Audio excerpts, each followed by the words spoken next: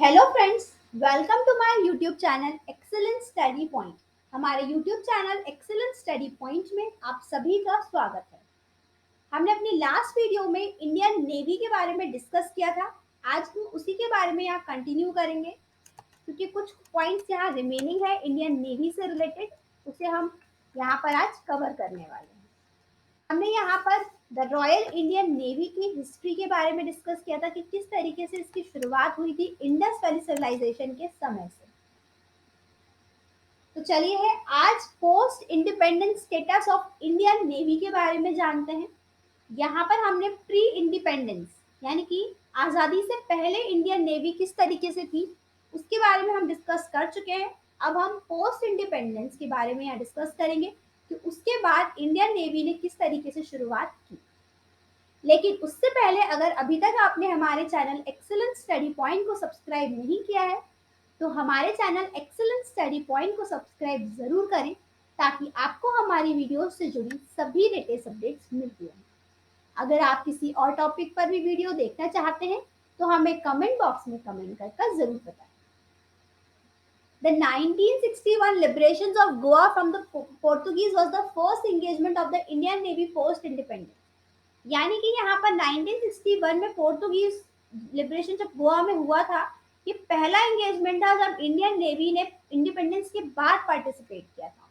The navy also played important role Indo Pak war. अब यहाँ 1965 में इंडो पाक वार हुई थी, यहाँ पर भी इंडियन नेवी ने पार्टिसिपेट किया था और इंडो पाक वार 1971 में भी पार्टिसिपेट किया था। Over the years the Indian navy has executed several operations. जैसे जैसे समय बढ़ता गया इंडियन नेवी ने कई ऐसे ऑपरेशंस और रिलीफ ऑपरेशंस कंडक्ट किए पूरे विश्व में भी। From the 21st century onwards, the Indian Navy has been a crucial role in maintaining peace on the maritime front। और अगर हम 21वीं सदी 21st सेंचुरी की बात कर रहे हैं तब भी इंडियन नेवी बाकी सारे देशों के साथ भी और मैरीटाइम फ्रंट में भी यहाँ पर शांति लाने में पूर्णतः समर्पित है और सफल भी रही है। It has been deployed for humanitarian relief in times of natural disasters crisis.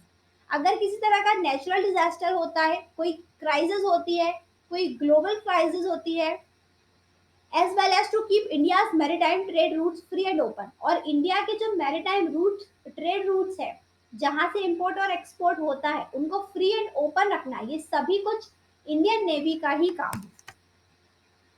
The Indian Navy firepower got a major boost with the inductions of INS Visakhapatnam. अब इंडियन नेवी का एक फायर पावर है जो कि लॉन्च हुआ था INS Visakhapatnam, one of the four stealth guided missile destroyer ships under Project 15B। ये steel guided missile destroyer ship है ये, और ये किसके अंडर आता है? प्रोजेक्ट 15B, जो कि वेस्टर्न नेवल कमांड मुंबई के द्वारा चल रही थी। इसे लॉन्च किया गया था। INS Visakhapatnam is packed with an area of weapons. INS Visakhapatnam क्या है? ये एक तरह की मैरीटाइम शिप कह सकते हैं इसको। ये पूरी तरीके से वेपन्स और सेंसर से पैक्ड है। इसके अंदर सुपरसोनिक सरफेस टू सरफेस लगी हुई है and surface to air missile, medium and short range guns हैं, एंटी सबमरीन रॉकेट है, advance electronic warfare and communication. ये सभी कुछ INS विशाखापट्टनम में पूरी तरीके से लगा हुआ है। यानी कि वेपन्स हैं, सेंसर्स है, सुपरसोनिक सरफेस है, एयर मिसाइल सरफेस है और medium and short range guns हैं, सबमरीन रॉकेट्स हैं, ये सभी कुछ लेस है उसमें। The Scorpion class submarine INS Vela, the fourth submarine under P-75, has been commissioned into the Indian Navy। यानी कि जो स्कॉर्पियन क्लास सबमरीन है INS वेला, ये क्या है? ये फोर्थ सबमरीन है P-75 के अंडर जो कि इंडियन नेवी के द्वारा कमीशन की गई है। अब प्रोजेक्ट 15B क्या है? ये काफी ज्यादा चर्चा में भी है, न्यूज में भी रहा है, तो इम्पोर्टेंट भी है ये एग्जाम पॉइंट ऑफ व्यू से, इसलिए इसे भी डिस्कस करते हैं। प्रोजेक्ट 15B क्या है? तो प्रोजेक्ट 15B एक गाइडेड मिसाइल डिस्ट्रॉयर है। An improved variant of the Kolkata class destroyer are being built by Mazagon Dock Limited for the Indian Navy। ये क्या है? ये एक गाइडेड मिसाइल डिस्ट्रॉयर है। प्रोजेक्ट 15 भी एक गाइडेड मिसाइल डिस्ट्रॉयर है, जिसे किसके द्वारा बिल्ड किया गया है? मैजेगॉन डॉक लिमिटेड के द्वारा इंडियन नेवी के लिए से बिल्ड किया गया है। ये four ships in the projects are. अब इस 15 बी के अंदर चार अलग अलग तरह की शिप्स के प्रोजेक्ट आते हैं। पहला आईएनएस विशाखापट्टनम, ये कमीशन है। आईएनएस विशाखापट्टनम में क्या क्या क्वालिटीज है हमने देखा। दूसरा है INS Mormugao, ready for the trial, ये अभी कमीशन नहीं हुआ है, ये ट्रायल के लिए रेडी है। लेकिन INS Imphal, advanced stage of outfitting, इसकी एडवांस स्टेज चल रही है। एंड आईएनएस सूरत, इसको 2022 में लॉन्च किया जाएगा। विशाखापट्टनम, आईएनएस विशाखापट्टनम ये कमीशन है। तो ये प्रोजेक्ट बी था। अब इस शिप के फीचर्स क्या हैं? तो these ships are among the most technological advance guided missile destroyer. ये गाइडेड मिसाइल डिस्ट्रॉयर में से बहुत ही एडवांस टेक्नोलॉजी में से एक है। With state of the art weapons, इसके अंदर सेंसर है, वेपन्स हैं, एडवांस्ड स्टील फीचर्स है, हाई डिग्री ऑटोमेशन है इसके अंदर। इसमें कई तरह के इक्विपमेंट्स भी हैं, जैसे कि BrahMos supersonic cruise missile, long range surface air missile है इसमें। The ship has several indigenous weapon streams like medium range surface to air missile, torpedo, tube launcher, anti submarine indigenous rocket launcher, जो कि 76 millimetre तक super rapid gun mount भी देता है। ये सभी कुछ इसके अंदर फीचर किया गया है।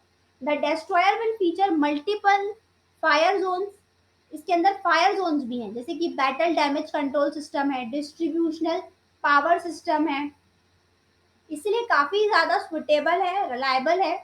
इमरजेंसी की कंडीशन में ये काफी काम आ सकता है, इसीलिए इसको बनाया गया है। The total atmospheric control systems on board the vessel will protect the crew from chemical, biological and nuclear threat. इसको इस तरीके से डिजाइन किया गया है कि इस पे किसी भी एटमॉस्फेरिकल चीजों का प्रभाव नहीं पड़ेगा। ये एटमॉस्फेयर को भी कंट्रोल कर सकता है, क्योंकि इसके अंदर टीएसीएस लगा है, यानी कि टोटल एटमॉस्फेरिक कंट्रोल सिस्टम इसमें ऑनबोर्ड किया गया है, जिससे कि ये केमिकल, बायोलॉजिकल और न्यूक्लियर थ्रेट्स को भी अवॉइड कर सकता है। It is one of the Indian Navy paramount responsibility to safeguard the large coastline. ये इंडियन नेवी की रिस्पॉन्सिबिलिटी है कि वो लार्ज कोस्ट लाइन को सेफगार्ड करे, ऑफशोर आइलैंड को सेफगार्ड करे। तो इस तरीके से अगर किसी भी तरह की कोई प्रॉब्लम आती है तो ये डिस्ट्रॉयर इसलिए बनाया गया है। इनका इस्तेमाल ऐसी इमरजेंसी की कंडीशन में किया जाता है। P-15 भी वही उसी क्लास का डिस्ट्रॉयर है। ये इंडो पैसिफिक ओशियन में अपना इम्पोर्टेंट रोल प्ले करने वाला है, इंडियन नेवी को एक पावरफुल फोर्स बनाने के लिए। The guided missile destroyers are deployed for various responsibilities like escort duties in the carrier battle group to protect the naval fleet against any air surface and under water threat. Guided missile destroyer क्या करता है? पहले तो ये career battle अगर होता है तो उसकी कंडीशन में ग्रुप को प्रोटेक्ट करता है। दूसरा, ये एयर सरफेस अंडर वाटर की प्रॉब्लम से नेवल फ्लीट को भी प्रोटेक्ट करता है। अब इंडियन नेवी के बाकी सारे प्रोजेक्ट्स, तो अभी यहाँ प्रोजेक्ट 75 भी है। प्रोजेक्ट 75 के अंदर 6 शिप्स हैं। Kalvari class diesel electric attack submarine. The submarines have been ordered by the Indian ministry of defence for the Indian navy. यहाँ पर जो सबमरीन्स हैं ये इंडियन नेवी के लिए इंडियन मिनिस्ट्री ऑफ डिफेंस के द्वारा ऑर्डर की गई हैं। P-75 Kalwari class diesel electric एक एयर इंडिपेंडेंट प्रपल्जन सबमरीन है, जो कि स्कॉर्पियन क्लास सबमरीन के डिजाइन पर ही बेस्ड है, विच वर डिजाइन बाय फ्रेंच नेवल। ये फ्रेंच नेवल शिप बिल्डिंग द्वारा बनाया गया है। फॉर्मली नोन एज DCNS, इसे DCNS नाम दिया गया है। ये पार्टनरशिप में है स्पेनिश शिप बिल्डिंग फ्रॉम नेवेंटिया, यानी कि स्पेनिश शिप बिल्डिंग के साथ ये पार्टनरशिप में बनाया गया है। The new submarines are being built by Mazagon Dock Shipbuilders in Mumbai. ये जो अभी हमने जिसके बारे में जाना वो इंडिया में ही बनाया गया है मैजेगॉन डॉक लिमिटेड के द्वारा नेवल ग्रुप के लिए। The 6 scorpion class submarine. अब P-75 जो प्रोजेक्ट है उसके अंदर 6 स्कॉर्पियन क्लास सबमरीन आती है। वो कौन कौन सी जान लीजिए। INS कलवारी, जिसे 2017 में कमीशन किया गया था। खंडेरी 2019 में किया गया था। करांज जो कि 2021 में किया गया था। वेला 2021। बागीर इसे 2020 में लॉन्च किया गया था। और INS वागशीर इसे एक्सपेक्टेड लॉन्च इन 2021, जो कि ऑलरेडी निकल चुका है। The Indian Navy intend to use the submarines for missions including area surveillance, intelligence gathering. यहाँ पर जो इंडियन नेवी है ये सबमरीन्स का इस्तेमाल क्यों करती है? ये surveillance, intelligence gathering, anti submarine warfare और anti surface warfare, mine laying operations के लिए सबमरीन्स का इस्तेमाल करती है। जहाँ पानी में चीजों को ढूंढना मुश्किल होता है, वहाँ इनकी मदद से उसे इजीली आइडेंटिफाई किया जा सकता है। अब प्रोजेक्ट 751, इंडिया का प्रोजेक्ट 75I क्या है? तो द प्रोजेक्ट 75 इंडिया सबमरीन और प्रोजेक्ट 75I ये एक short Arab plant class of diesel electric submarine है। ये इसे इंडियन नेवी के लिए बिल्ड किया गया है।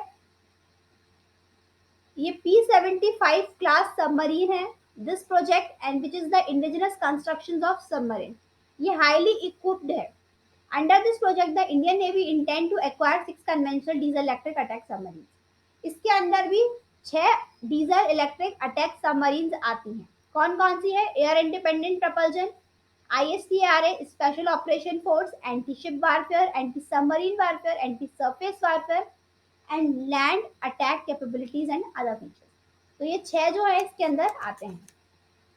Project 75I is a part of Indian Navy 30-year plan for indigenous submarine construction. 75I Indian navy के 30-year प्लान में से एक है।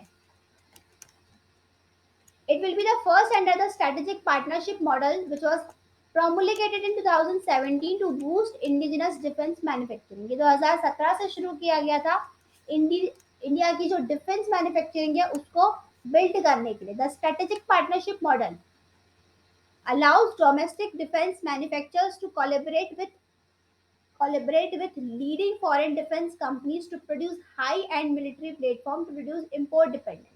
यहाँ पर भारत का उद्देश्य ये है कि वो ज़्यादा से ज़्यादा मिसाइल्स हैं, शिप्स हैं, जो कुछ भी है, डिफेंस मटेरियल इंडिया में ही मैन्युफैक्चर करे और ऐसी कंपनीज यहाँ पर डेवलप करे जो कि इन सभी चीज़ों को बनाने में, मिलिट्री प्लेटफॉर्म को अच्छे से मेंटेन करने में सक्षम हो, ताकि दूसरे देशों के पे डिपेंड ना रहना पड़े इंपोर्ट के लिए और यहाँ पर इंपोर्ट कम हो सके। इंडियाज नेवी 30-year प्लान क्या है, इसको भी शॉर्ट में फट से जान लेते हैं। The 30-year submarine building plan was approved by the cabinet committee. इस प्लान को कैबिनेट कमिटी ऑन सिक्योरिटी ने जून 1999 में इसको अप्रूवल दिया था, which included the construction of 24 conventional submarine. इसके अंतर्गत यहाँ 24 कन्वेंशनल सबमरीन का कंस्ट्रक्शन होना है 2030 तक। A total of 24 submarines are to be built in India, यानी कि इंडिया में टोटल 24 सबमरीन्स को बिल्ड करना है and 6 of them will be nuclear power, और उसमें से 6 जो है वो न्यूक्लियर पावर्ड होंगी। India has 1 nuclear submarine only at this point, INS Arihant. अब अगर अभी की बात करें तो इंडिया के पास अभी एक ही न्यूक्लियर सबमरीन है, यानी कि 6 बिल्ड करनी है, जिसमें से इंडिया के पास अभी केवल एक न्यूक्लियर सबमरीन है जिसका नाम है INS Arihant. The INS Arihant, also a nuclear powered ballistic missile submarine, it is to be commissioned soon, जल्द ही इसे कमीशन किया जाएगा। INS चक्र, INS अरिहंत ऑलरेडी कमीशन है, बट INS अरिघाट इसको किया जाएगा जल्द ही कमीशन। INS चक्र ये एक न्यूक्लियर सबमरीन है, was taken on lease from Russia and is being return. इसको रशिया से लिया गया था INS चक्र को। तो ये है इंडिया का 30-year plan for Indian navy के लिए। जो 30 साल का प्लान है इसे कैबिनेट कमिटी ऑन सिक्योरिटी ने अप्रूवल दिया था 1999 में, जिसके तहत यहाँ 24 सबमरीन और 6 न्यूक्लियर पावर सबमरीन बनाना इंडियन नेवी का मिशन। तो ये इंपॉर्टेंट पॉइंट्स हैं, इन्हें आप याद रखिएगा। आज की वीडियो में बस इतना ही। अगर आपको हमारी वीडियो पसंद आई हो तो इसे लाइक करें, शेयर करें अपने दोस्तों के साथ और हमारे चैनल एक्सेलेंस स्टडी पॉइंट को सब्सक्राइब करें ताकि आपको हमारी वीडियो से जुड़ी सभी लेटेस्ट अपडेट्स मिलती रहें। अगर आप किसी और टॉपिक पर भी वीडियो देखना चाहते हैं या फिर हमारी इस वीडियो से रिलेटेड आपको कोई भी क्वेश्चन है तो हमें कमेंट बॉक्स में कमेंट कर जरूर बताएं। साथ ही लाइक करें हमारे फेसबुक पेज और इंस्टाग्राम पेज को और हमारे क्विज को अटेम्प्ट करना न भूलें। जय हिंद, जय भारत।